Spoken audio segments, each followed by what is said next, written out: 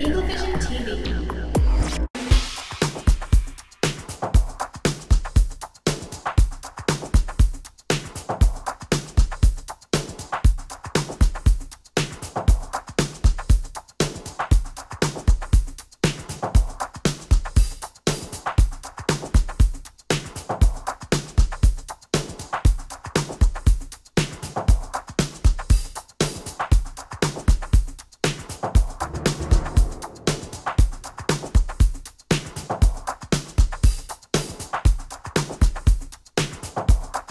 That sugar sweet, you got what I need. Sipping on the potion, all that good emotion, just my kind of heat. Keep it on repeat, tested by the motion, loving this devotion. Live it up, live it up, live it up, sweet emotion. Every time, every night, you and I on a roll. Switch it up, switch it up, switch it up where I'm going. Stay on the fly just in time, know the right way to go. I'm on the road, it's my time, taking control of my life. I want to run the red lights, I've got to run this show. You always take me so high, you always make the highlights. I love the way we vibe, you're like a centerfold. Ooh, that sugar sweet, you got what I need. Sipping on the potion, all that good emotion, just my kind of heat. Keep it on repeat. Welcome to Eagle Vision for Thursday, October 12, 2023. I'm Ash, and today's top story highlights Breast Cancer Awareness Month. Good morning, I'm Nurse Ali, and this morning I wanted to talk to you guys about why you're seeing everyone wear pink this month. If you didn't know, October is Breast Cancer Awareness Month. Every year, more than 2.3 million women are diagnosed with breast cancer. 1 in 8 women will develop breast cancer over the course of her lifetime. Risk factors for breast cancer include a family history, sedentary lifestyle, which basically means you don't take good care of yourself, you're not eating right, not exercising, smoking, and that does include vaping, alcohol use, increased age, gender. Of course, women are more likely to get it, although men still can, and it's 100 times more likely in a female than it is a male, but it does still happen. When it's detected early, there is a 99% 5-year survival rate. Ways to detect it early include doing self-exams every month at the same time each month. Start doing them early so that you notice the changes as soon as they occur and that it can be addressed. If you notice any changes in your self-exam, have them addressed immediately. Don't put it off. Don't wait. Chances are it's nothing, but that's not a risk you want to take. For more information, you can go to komen.org, KOMEN.org. More information on breast cancer and also ways that you can help. A few weeks ago, JJ tried hitting a classic wiffle ball in the gym. Well, I don't know about the history of football. That's a year. All I know about history is when I was a kid, I played with it. And you have the oval holes, which make the ball curve and whatnot. And the level of difficulty is high. It's a thin little bat. That's right. Y'all see it? Guys, I'm not ready for this, but I'm gonna give it my best shot. Hopefully I won't lose. Oh, is it for the pitch? You want me to play?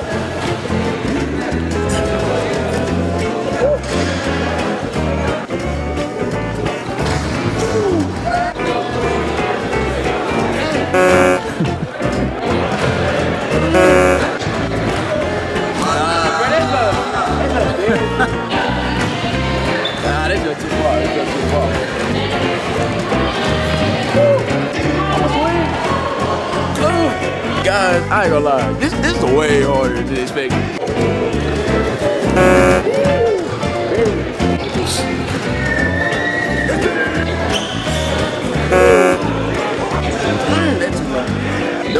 He putting the bar out. I can't reach him.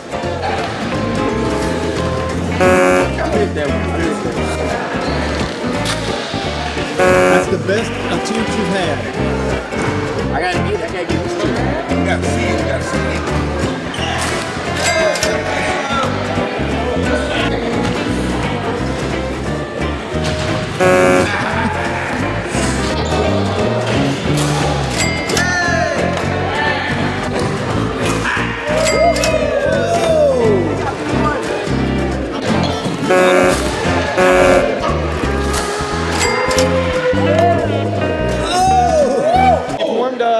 You've warmed up.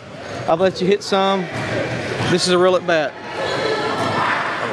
This is a real at bat, right? We ain't putting them out. It's so hard to reach.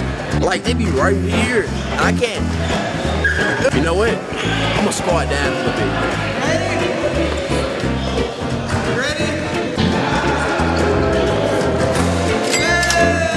Got one.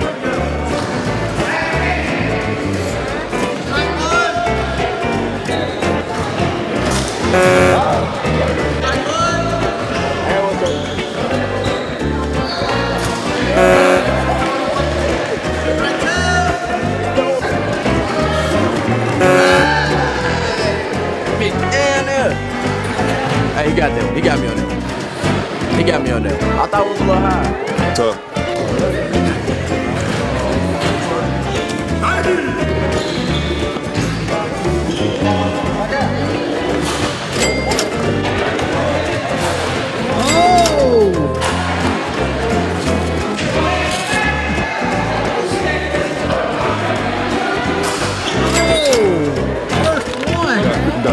It's too easy, man. It's too easy. I'm done. October is Principal Appreciation Month. We wanted to feature our principals and their stories over the next few days.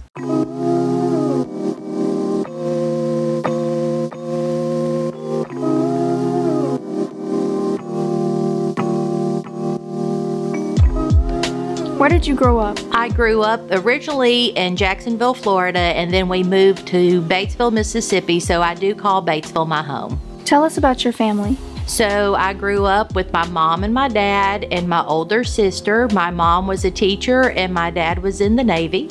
Tell us about your years in high school. Well, they were typical years in high school. I did graduate from South Panola High School. I was involved in different things, and I would encourage students to be involved in activities because it does make high school more fun. What was a pivotal moment in your teenage years? I think when my grandfather was killed in a car accident, that would really changed family dynamics, and just realizing in my senior year of high school when that happened that we are not invincible and that we are only given one life to live, and we need to make sure that we're doing things that we want to do and setting ourselves up for situations that we don't necessarily have the bucket list because we're doing the things that would be on our bucket list. What jobs did you have in high school? I just babysat on the weekends. I did not have a typical job at a fast food restaurant or anything like that. Tell us about your college experience. Okay, so when I graduated from South Panola, I then went to the University of Evansville, which is in Indiana. I started out as a business major, and that lasted one semester. I decided that definitely was not for me, that teaching was more my calling, so I did switch majors over to that. And so after 4 years there, I got a job at Horn Lake Middle School as a teacher. How did you choose the college you attended? So kind of interesting. I really did want to go to a school outside of the state of Mississippi just to get that different experience. They had sent a brochure and I was like, hey, can we go check out this college? So my parents did take me up for a weekend. We visited. It was a school that let 500 students in a year, so it was a very small campus. You could walk wherever that you wanted to go. And I liked the fact that I wasn't just going to be a number in the classroom, that the teachers, I could build a relationship with them and them with me, that they knew who I was and I could go to them for any assistance, not just being a Social Security number in a large classroom. Did you originally plan on being a teacher? I did not always plan on being a teacher. I come from a family of teachers. Like I said, my mom was a teacher. I also have aunts that were teachers, and it was one of those things I was like, oh, I want to go and do something else. I thought business sounded appealing, but like I said, after a semester, I was like, this is not for me. That I realized education is where I need it to be, so I did switch over. What's something outside of school you're passionate about? Oh, I really like my dog. I like animals. I also enjoy reading. Tell us something you've always dreamed about doing. Okay, we're back to the bucket list. So again, I'm to the point in my life that I have set myself up that I am able to go and do the things that would normally be on a bucket list. I do enjoy traveling, and so that's what I have been doing. Instead of having that bucket list, I'm going and doing those things that would typically be on a bucket list. What's something students might not know about you? Oh, I absolutely love theme parks, love roller coasters, will ride any of the rides. Don't really care for the ones that get you soaking wet, but all the other ones I will do. What do you love about Horn Lake High? Of course, I've been at Horn Lake a number of years. I enjoy coming here. I think that where we are, if students will take advantage of the education, we really can make a difference with our students and where they can go in their lives.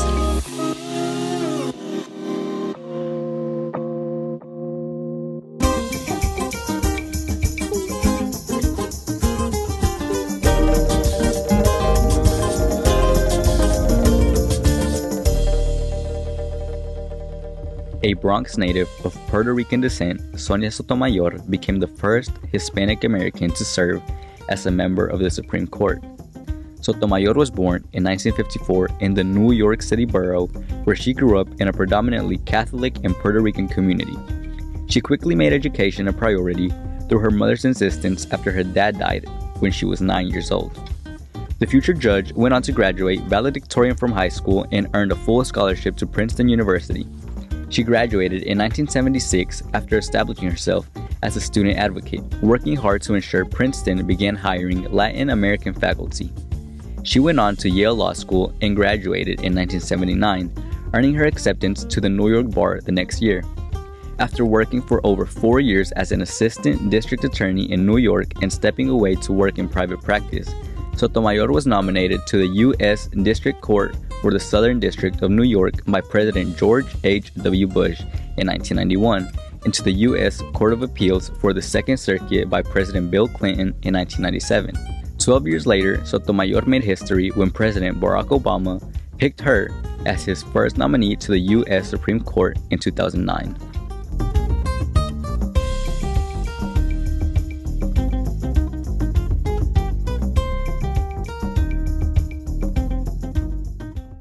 This week's feature vocabulary words are critical, cumbersome, and deficit. Critical, expressing adverse or disapproving comments or judgments. Cumbersome, large or heavy and therefore difficult to carry or use. Slow or complicated and therefore inefficient. Deficit, the amount by which something is too small.